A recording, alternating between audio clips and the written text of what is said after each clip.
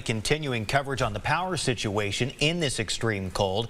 While East Texas has avoided so far widespread power outages, localized outages have been reported.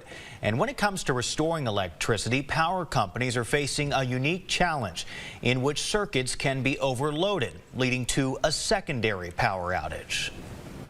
ONCOR crews out of Dallas headed back west today after being stationed off of Fair Park Drive in Tyler since the weekend, ready to respond to any widespread outages, which thankfully East Texas has avoided. ONCOR's Tom Trimble says while there have been no major power problems, they and other East Texas power companies have dealt with some localized outages and a challenge they call cold load pickup, in which circuits can be overloaded when crews restore power. As your power goes off in a neighborhood or anything like that, then when we come to restore that power, if everybody's got their heater on and it hits our system at the same time, it's like plugging a bunch of devices into one plug in your house. If you overload that plug, then your breaker will trip and everything turns off.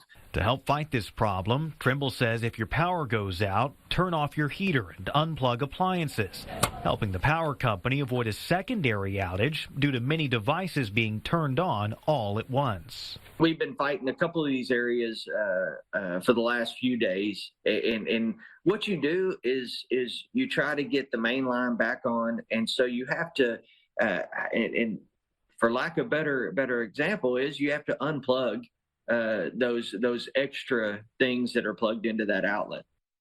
And taking a look now at the state power grid as a whole, for those of you who are under the control of ERCOT, this morning, we had a conservation notice yet again. The second day ERCOT was asking Texans to conserve power. The good news is at one point they were expecting demand to outpace supply. That never ended up happening. Some tight conditions later tonight, but looking ahead to the next 6 days, we don't see that again. Normal conditions right now, plenty of power, and natural gas leading the way of the fuel mix with over 70%.